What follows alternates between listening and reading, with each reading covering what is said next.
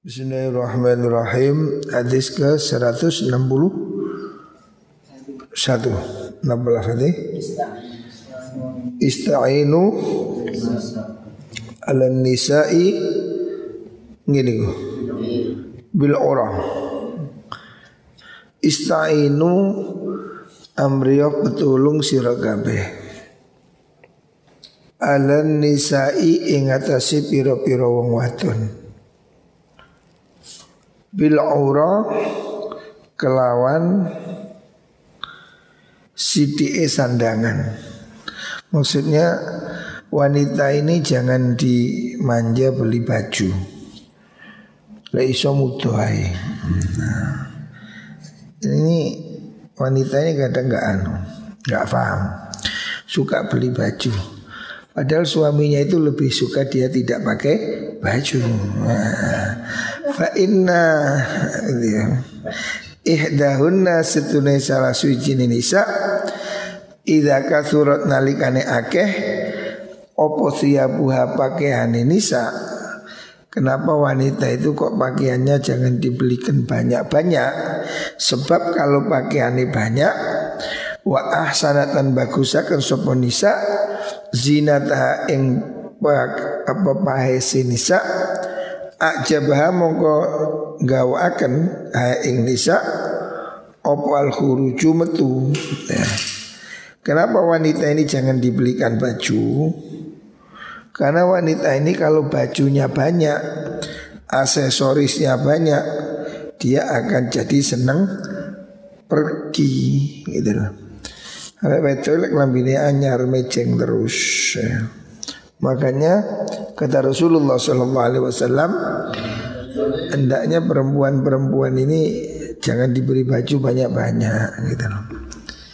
Memang beda sama laki-laki. Kalau laki-laki kita baju 3 tahun gak ganti gak apa-apa. Lek wong wedok setiap resepsi harus ganti. Kemarin pakai baju hijau, besok ada manten kuning, besok lagi biru. Pakai yang kemarin gengsi, wis mari digawe manten. Perasaannya apa wong lek manten mesti nguasno niteni. Oh iki hijau, meni kuning. GR aja sebetulnya.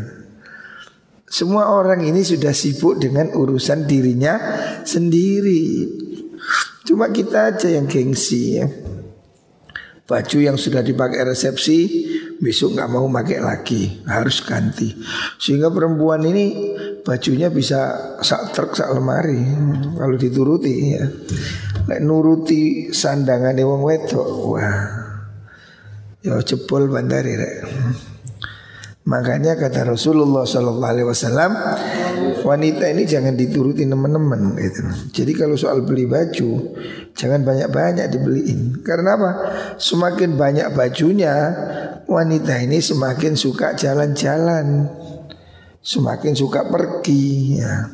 Biar gak pergi-pergi, kurangi bajunya. Nah, makanya jangan banyak beli baju, setahun sepisan aja cukup. Nah, karena itu tadi wanita ini memang pesolek, macak.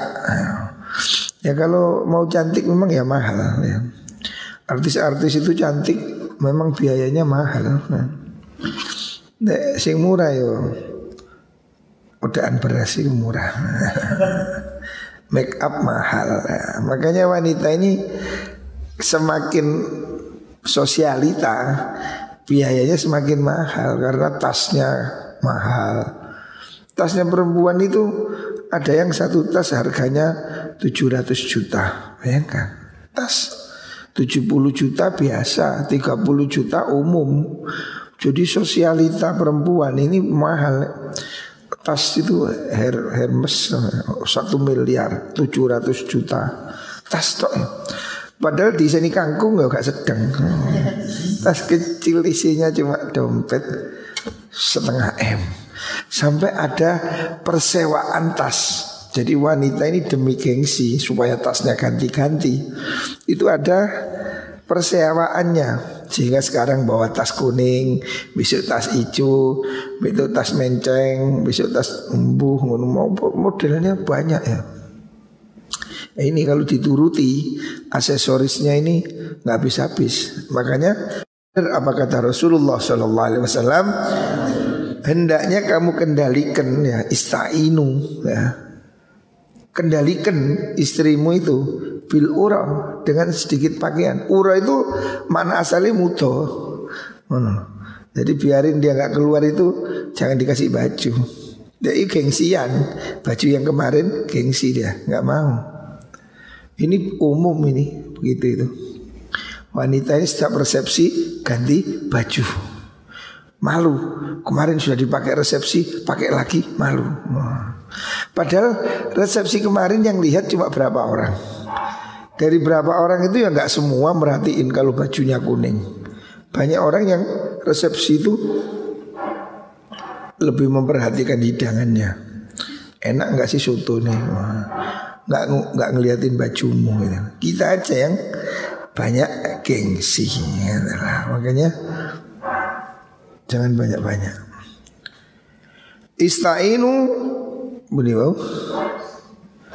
istaqimu. Nah, selanjutnya istaqimu. Tadi hadis riwayat rawahu Ibnu Adi an Anas. Istaqimu podo istiqomah sira kabeh. Hendaknya kamu itu berusaha istiqomah. Istiqomah itu continue, ajak ya. Hendaknya kamu ini berusaha untuk melakukan pekerjaan itu dengan istiqomah, ajak ya. Jangan melakukan pekerjaan ini neko-neko, sergep sepisan, meneh leren. Kadung sergep moco Yasin ping 100. Terus 10 tahun gak moco, nggak usah. Allah tidak suka begitu. Wa ni'ma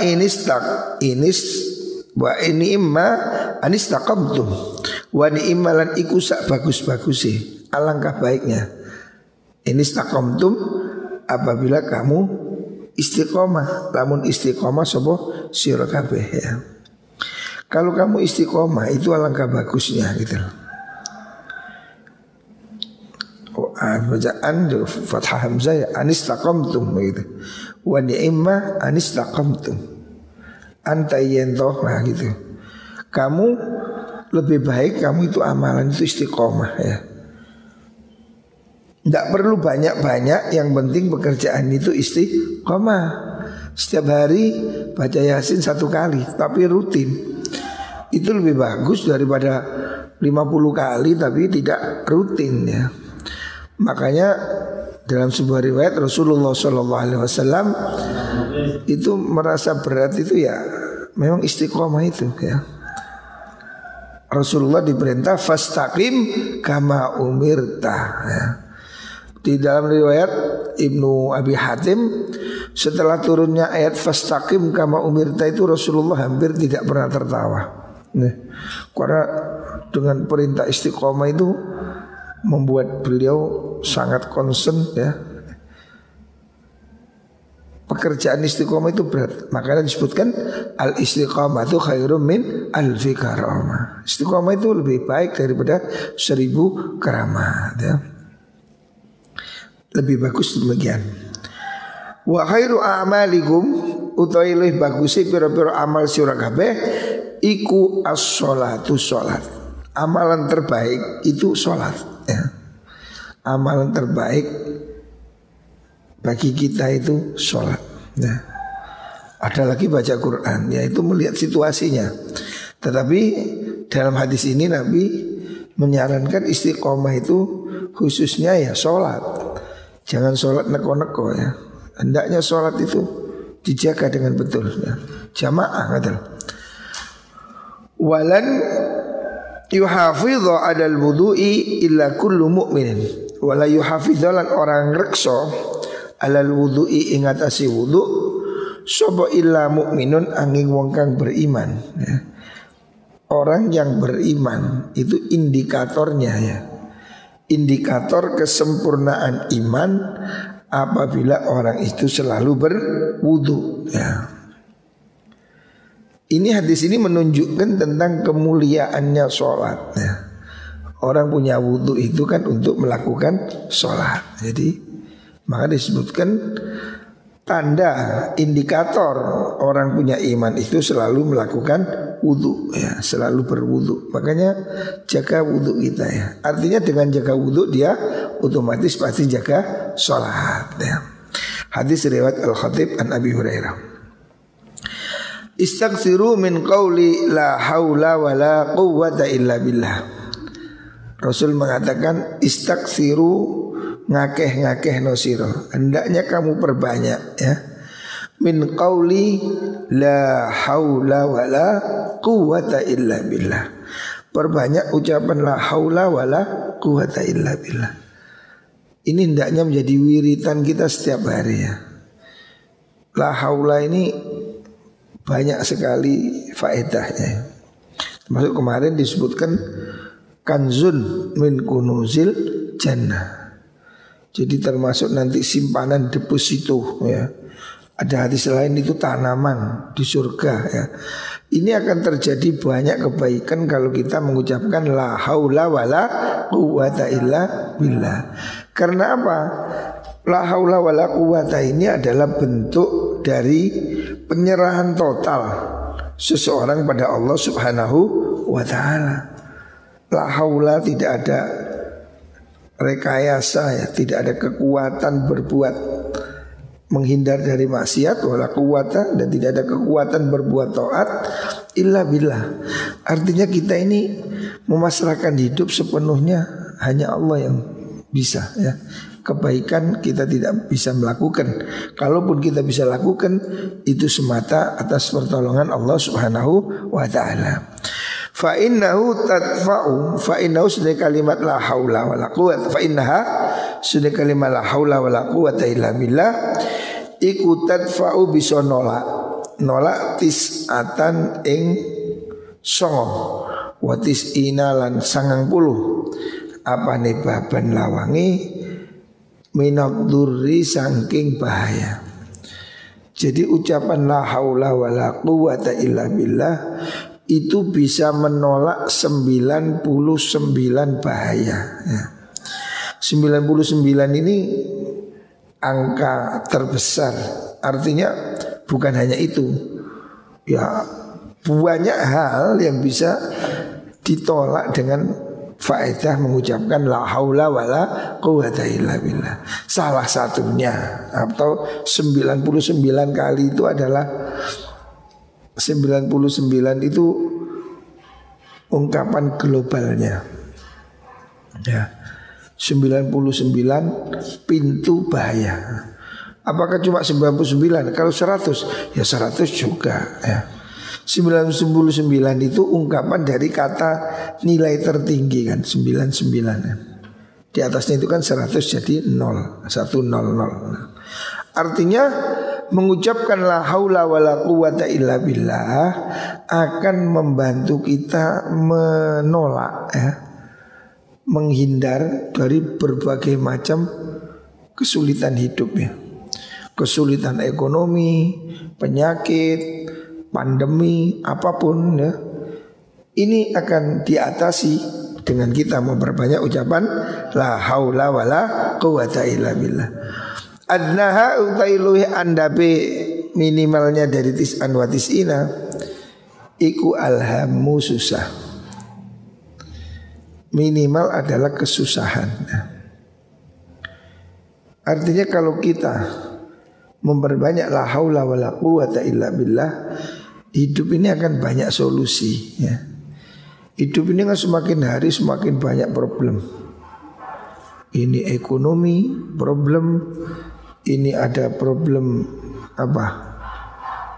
Pekerjaan, PSBB, semua kesulitan hidup kita akan menjadi ringan atau akan diselesaikan oleh Allah dengan berkah ucapan la haula wala quwwata illa billah. Makanya hendaknya kita ini hari ini ya, musim corona ini, perbanyaklah ucapan la haula wala quwwata illa billah. Karena ucapan la haula itu akan menolak 99 macam kesulitan. Termasuk di situ adalah kesedihan ya. kesedihan, kegalauan ya, ketakutan ya. Kita ini kan dibayang-bayangi ketakutan corona, COVID-19. Makanya solusinya apa? Sedih tidak menyelesaikan masalah, nangis tidak selesaikan masalah. Ikhtiar ya. Banyak berdoa, hati-hati. Salah satunya dengan mengucapkan la haula wala quwata illa billah ya. Hendaknya ini diperbanyak ya. Hadis rawahul Uqaili an Jabir. Terus hadis selanjutnya apa? Istaghfiru beli. Oh, hadisnya ketinggalan. Oh, kelewatan satu ya. Istaghfir, naik ke atas lagi. Istaghfir ngakeh-ngakeh nosiro. Minan nasi saking menungso. Oh, tadi ngetril. Min du'ail khairi saking donga kebagusan laka maring sira. Hendaknya kamu memperbanyak doa kebaikan dari orang lain. Kita ini jangan merasa diri sudah paling hebat ya. Hendaknya kita memperbanyak doa dari orang lain. Apalagi orang-orang khusus ya, ahli ibadah, orang-orang zuhud, para ulama ya. Meskipun mereka itu tidak terkenal ya. Jadi jangan hanya yang dimintai doa yang surbannya 23 ya. Orang-orang kecil, orang-orang lemah itu doanya manjur ya. Hamba-hamba Allah yang tidak diperhatikan itu seringkali malah doanya malah manjur ya. Dalam hadis Rasulullah SAW ada anjuran untuk mengakukan itu ya. Dalam sebuah riwayat Syekh Ma'ruf Al-Qurhi ya. Ma'ruf Al-Qurhi ini nama wali besar ya. Syekh Ma'ruf Al-Qurhi itu pernah berjalan melewati tukang kasih minum sakok. Kan di Arab itu ada tradisi memberi minum ya, memberi minum kayak kita mau tawaf, kita mau ada orang yang ngasih minuman ya. Itu sejak lama tradisi untuk memberi minum orang lewat ya. Syekh Ma'ruf Al-Qurhi ini wali, selalu puasa. Suatu saat dia lewat, ada orang beri minum, dia mengatakan rahimallah may yashar. Semoga Allah merahmati orang yang mau minum dari minuman saya. Jadi orang ini ada yang kerjaan itu memang beramal untuk ngasih minum orang bawa kendi gitu. Jadi dia mengatakan semoga Allah merahmati orang yang mau minum. Seketika Syekh Ma'ruf Al-Qurhi itu minum. Ada orang berdoa begitu. Walaupun ini tukang ngasih minum, ini pekerjaan yang dianggap tidak keren lah. Itu sesuatu yang biasa lah, bukan istimewa. Syekh Ma'ruf Al-Qurhi mendengar orang kasih minum bilang rahimallah man yashrab. Semoga Allah merahmati orang yang mau minum. Beliau langsung ngambil gelas minum. Oh, sahabatnya heran. Loh, bukankah panjenengan Ma'ruf Al-Qurhi ini wali, tokoh besar? Sahabatnya mengatakan, "Loh, Anda kan puasa. Kok minum?" Dia bilang, "Iya, saya niat puasa, tetapi saya berharap doa orang ini." Loh, orang sekelas Syekh Ma'ruf Al-Qurhi aja memperhatikan doa tukang air ya. Padahal beliau kalau dibanding ya secara akal Ma'ruf Al-Qurhi ini tingkatannya wali-wali besar seperti Abu Hasan As-Sadzili ya, tingkatan wali yang wali kutub. Tetapi beliau masih memperhatikan doa orang kecil, tukang ngasih minum. Beliau itu puasa sebetulnya. Ada orang kasih minuman bilang semoga Allah merahmati orang yang mau minum. Dia minum, walaupun dia pada aslinya puasa, hanya untuk mengharap doanya tukang siram air. Jangan meremehkan doa siapapun ya. Kita ini hendaknya memperbanyak doa dari siapapun ya. Didoakan orang, jangan kemudian orang miskin maunya doakin kamu semoga kamu kaya, terus kamu bilang doain dirimu sendiri. Oh, jangan begitu. Belum tentu orang miskin ini doanya tidak lebih jos ya.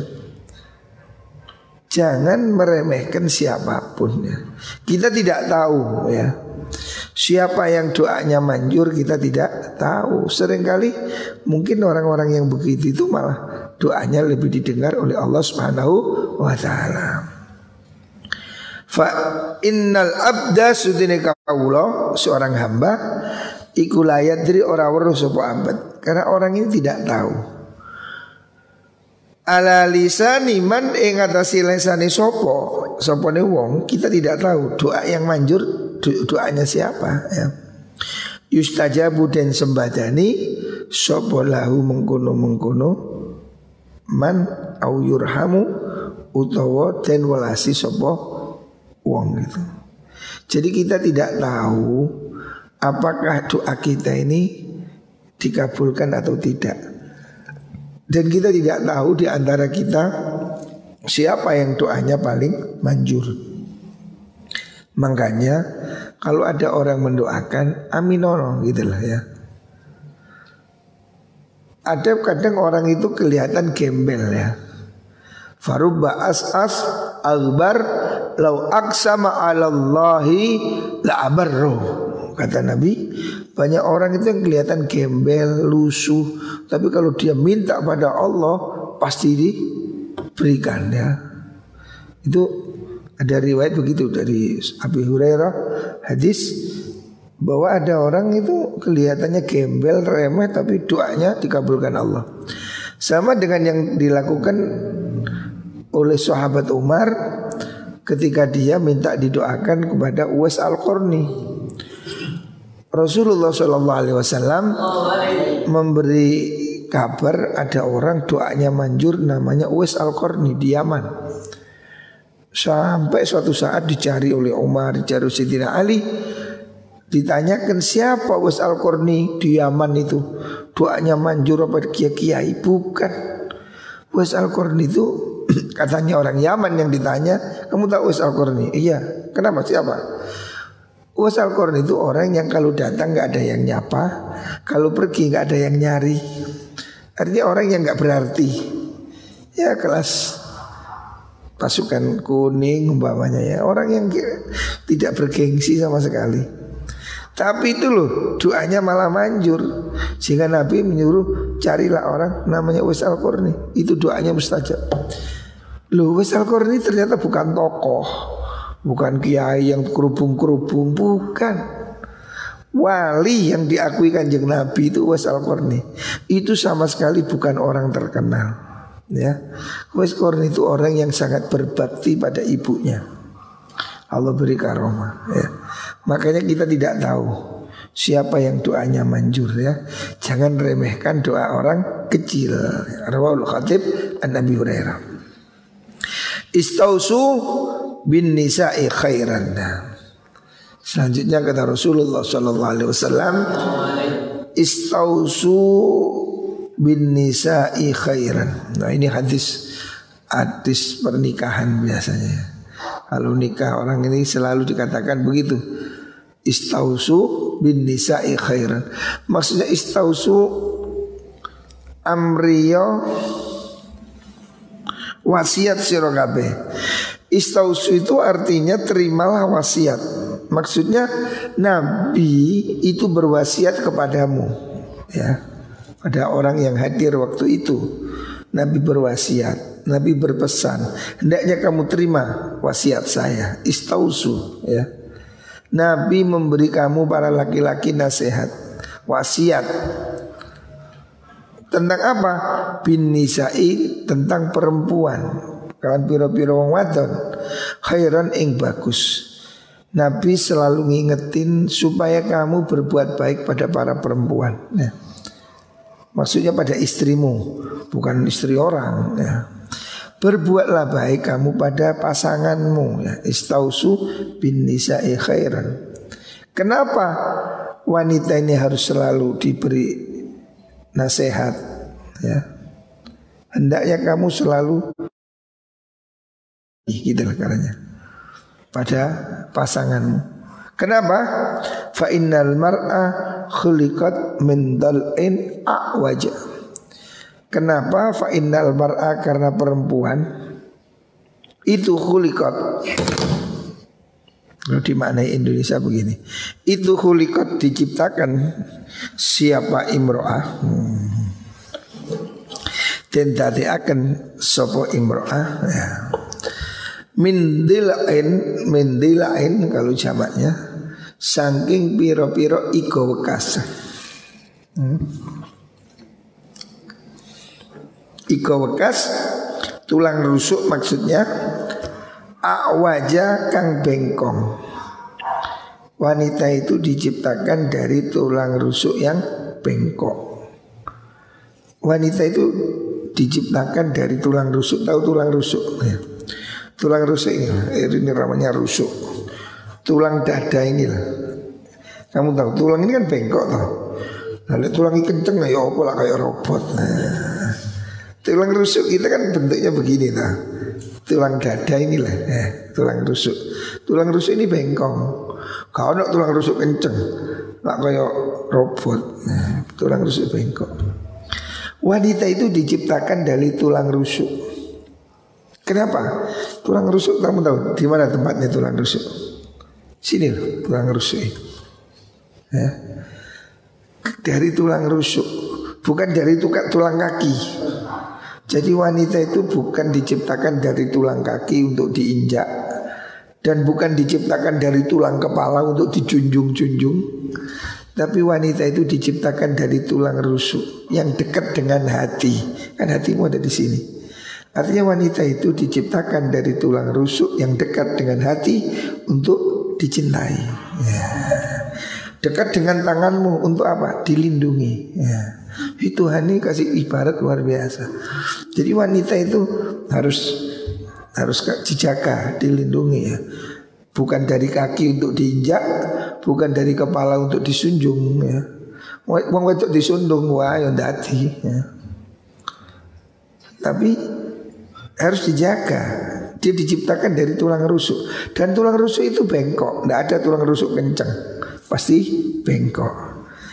Wa inna a'waja syai'in setune luwih bengkok suci-wici fidilai dalam pira-pira iko tulang ika ini tulang apa rusuk ini tulang ika iku a'lahu luwih dhuwure mengkono syai' itu a'waj tulang rusuk yang paling bengkok itu yang sebelah atas ya. Artinya apa? Nabi mengibaratkan itu fa in dhahabat lamun fa in dhahabta lamun budalan siro kalau kamu bertindak tukimu halin jejekaken sirohu ing mengkono dilun kasar tahu mongko mecahaken sirohu ing dilun. Wanita ini seperti tulang iga. Kalau ini bengkok, tulang iga itu bengkok. Kalau kamu paksa, kamu kenceng kalau kamu luruskan dengan keras, patah ya. Tulang ini tidak bisa dikenceng ya oleh plastik ya.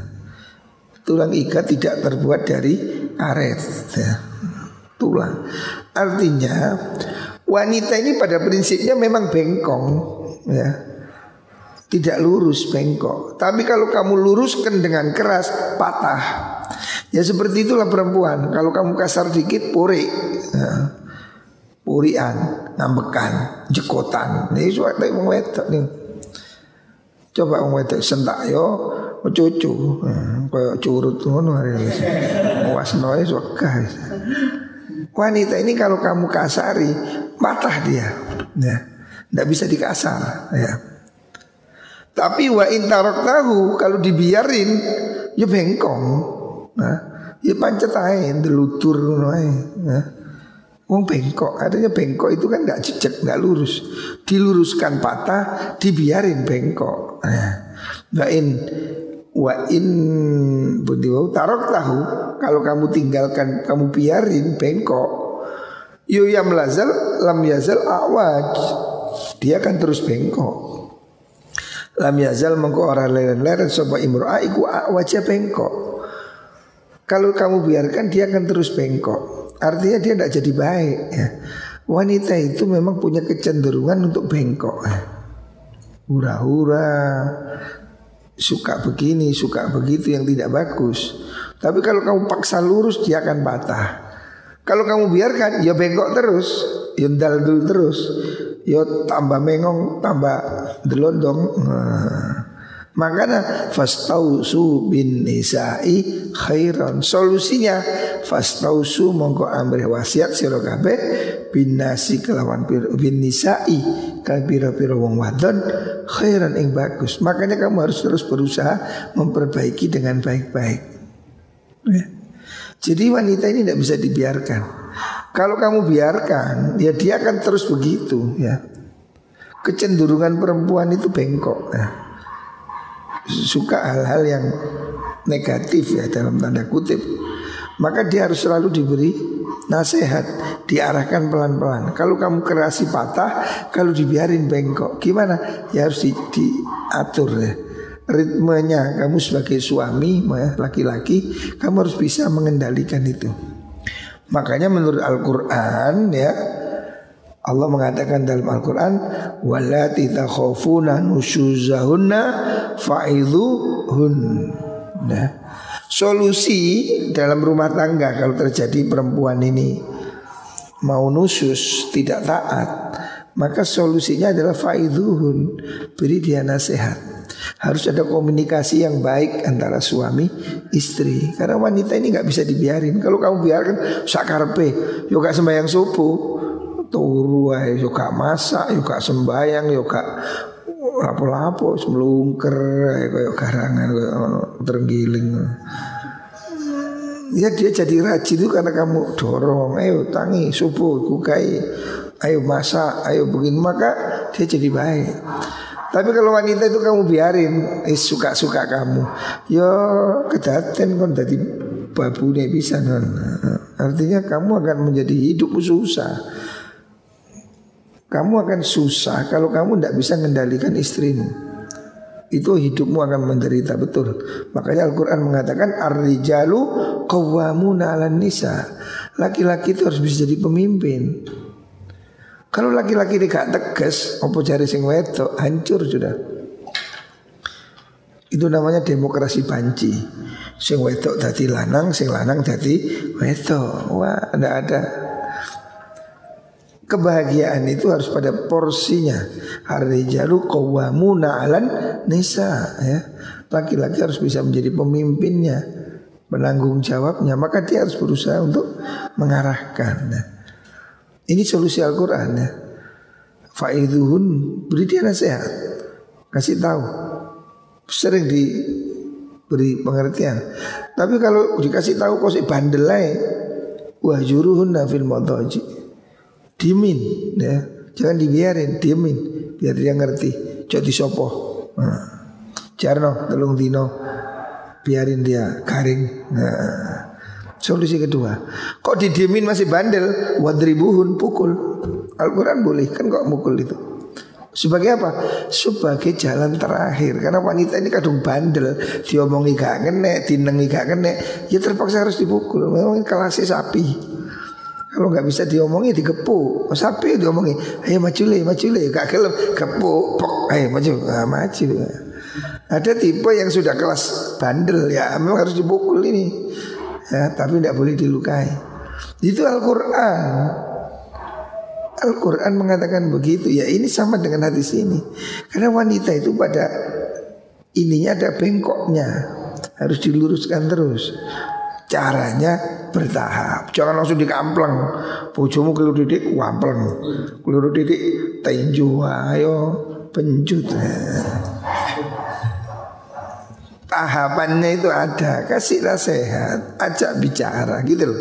Ini yang benar, baru didiemin.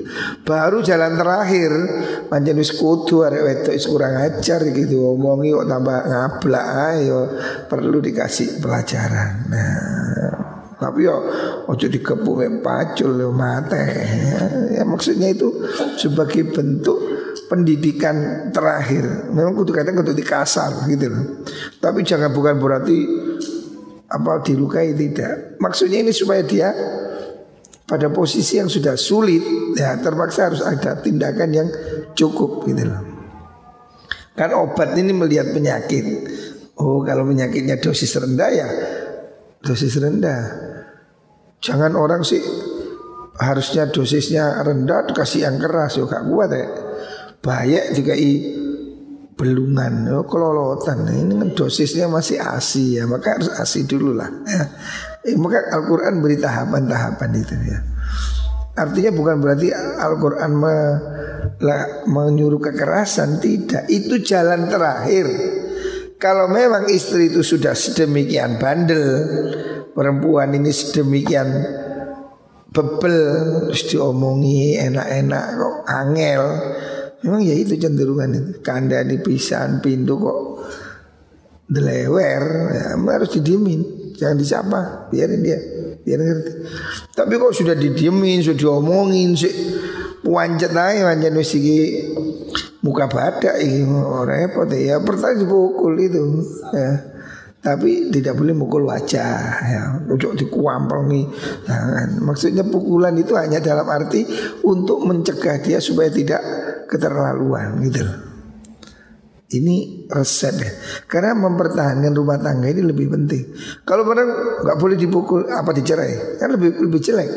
Karena wanita ini udah kurang ajar, rumah tangga udah tidak terkendali, dia udah akhlaknya awur-awuran. Terus mau apa? Coba. Kan pilihannya dibenerin atau diceraikan. Kalau mereka bilang tidak boleh dipukul, ya udah dicerai aja, buang aja, beli baru. Mesti stok baru lebih baik. Apa begini penyelesaiannya? Makanya Islam itu sebetulnya dipertahankan semampunya. Ya, jangan kalau mau ikut demokrasi Barat, oke. Wah nggak boleh kekerasan, ya digenti kuis gampang. Apa begitu? Bujune rewel titik buak ganti anyar maneh. Rewel buak maneh. Ngono. Emang kayak beli sepeda motor gitu. Rewel titik buang ganti baru. Rewel buang ganti baru. Mana yang lebih baik? Diservis apa diganti gitu. Jadi kalau orang tidak memahami Islam, mengatakan wah nggak boleh mukul. Nah, terus lah bujune kurang ajar dikapakno. Disonjo, nggih saya bojomu nguablak mbek uang, wah matur nuwun lur, alhamdulillah laris ngono. Apa ngono? Apa begitu mau gila kamu? Sekarang kalau dia sudah akhlaknya jelek, tidak bisa dikendalikan, kehidupannya buruk, terus mau diapain? Dibuang apa dibenahi? Kan itu pilihannya. Al-Quran memilih dibenahi. Makanya sampai didiemin, terpaksa harus dipukul. Itu kan pada titik untuk pembenahan. Nah kalau orang bilang tidak boleh dipukul, ya udah apa diganti aja. Ya enak nambahan bojom nih. Ya apa rewel titik buak ganti. Tulisan kayak truk itu, cewek rewel pekat. Wah enak.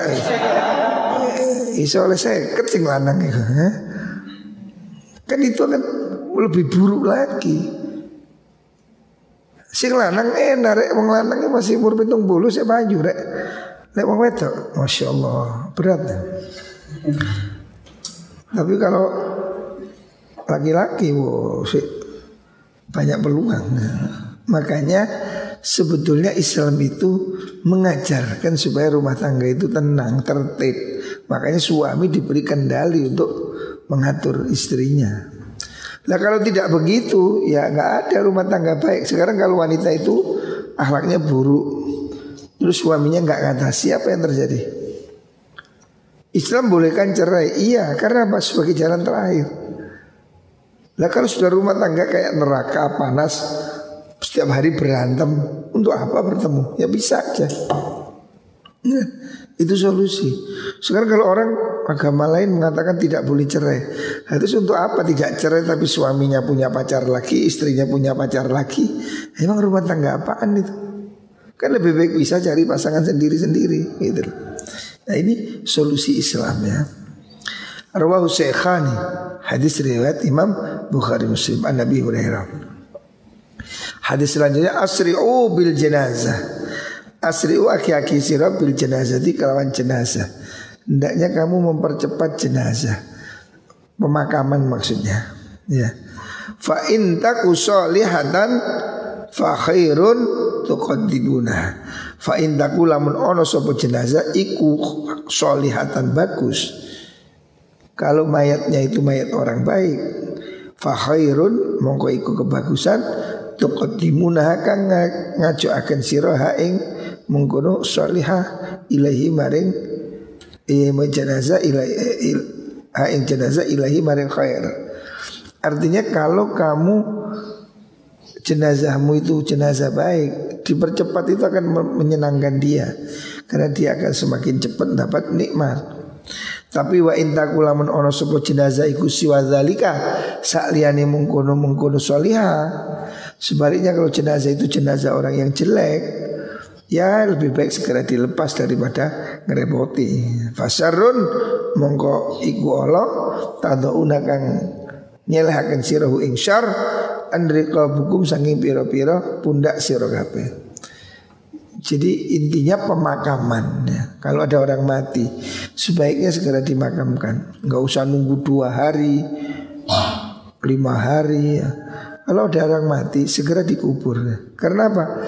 Kalau dia orang bagus ya, orang soleh, dia akan semakin ingin cepat, karena dia ingin kembali segera mendapat nikmat di kuburnya.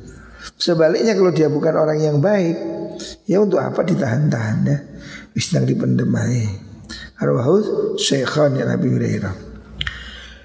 Ismullahil A'zam, Ismullah itu asmanya Allah Al-A'zam kang agung ya. Allah itu punya Asmaul Husna. Jumlahnya ada berapa? 99. Tapi juga Allah itu punya Ismullahil A'zam ya. Ismullahil A'zam itu nama Allah yang paling agung, Ismul A'zam ya. Jadi Allah itu punya Asmaul Husna. Dari Asmaul Husna itu ada yang disebut dengan Ismul A'zam ya. Kenapa Ismul A'zam? Ismullahil A'zam alladzi du'iya kana likaniten suwuni sapa Allah. Apabila Allah itu dipanggil, dimintai bi kan Ismul A'zam ajaba mongko nyembadani sapa Allah. Kalau Allah dimintai pasti dia kabulkan ya. Wa idza suila nalika den suni sapa Allah bihi kelawan mengkono Ismul A'zam atau mongko paring sapa Allah. Ismullahil A'zam kan Allah itu punya Asmaul Husna, tapi ada lagi Ismullahil A'zam, nama yang lebih agung dari sekian itu. Seperti Ar-Rahman, Ar-Rahim, kan sebetulnya mirip, tapi Ar-Rahman ablagu minar Rahim. Dari 99 ada yang disebut Ismullahil A'zam, yang ketika Allah dimintai dengan Ismul A'zam itu Allah pasti memberi ya. Lah apa Ismullahil A'zam itu? Iku dakwatu Yunus, dungane Nabi Yunus ibni Mata. Doanya Nabi Yunus itu menyangkut Ismul A'zam. Apa doanya Nabi Yunus? Doanya Nabi Yunus apa? La ilaha illa anta subhanaka inni kuntu minal zalimin. Itu doa yang mengandung Ismullahil A'zam. Artinya siapa orang berdoa dengan doa itu, doanya Nabi Yunus itu, la ilaha illa anta subhanaka inni kuntu minadz zalimin, maka Allah akan kabulkan doanya ya. Itu kan Nabi Yunus itu dulu sudah diuntal ikan ya. Ceritanya Nabi Yunus ini sudah dimakan ikan, sudah di dalam perut ikan paus besar, udah gelap, udah tidak ada solusi hidup ini. Bayangkan di dalam mulutnya ikan, ya kan kegelapan di atas kegelapan saudara. Problem kita ini mungkin membuat hidup ini gelap. Hari ini corona, ekonomi gelap, tetapi kan tidak segelap itu ya. Segelap Nabi Yusuf itu kan sudah, Nabi Yunus itu gelap sekali ya. Sangat gelap ya. Problem yang kompleks ya. Itu kan ibaratnya percontohan Nabi Yunus di dalam perut ikan itu kan dalam kondisi yang cara bahasa sekarang hopeless, nggak ada harapan, nggak ada telepon, nggak ada siapa yang bisa bantu di dalam perut. Tapi kemudian Nabi Yunus berdoa, la ilaha illa anta subhanaka inni kuntu minadz zalimin. Loh, pengakuan tauhid la ilaha illa anta subhanak inni kuntu minadz zalimin. Ngakui kesalahan diri, kehidupan yang sulit, sesuatu problem masalah hidup itu karena kita ini banyak zalim, banyak dosa. Maka mengakui la ilaha illa anta subhanaka inni kuntu minadz zalimin. Kemudian setelah itu Allah turunkan pertolongan, fanajaina ya. Allah berikan pertolongan. Makanya ini salah satu doa yang perlu dibaca ya. Kita perlu banyak baca doa ini, la ilaha illa anta subhanaka inni kuntu minadz zalimin. Muka-muka dengan banyak doa ini kita diselamatkan Allah ya. Termasuk dari problem hari ini, semoga segera dihilangkan oleh Allah Subhanahu wa taala. Perbanyak membaca la ilaha illa anta subhanaka inni kuntu minadz zalimin.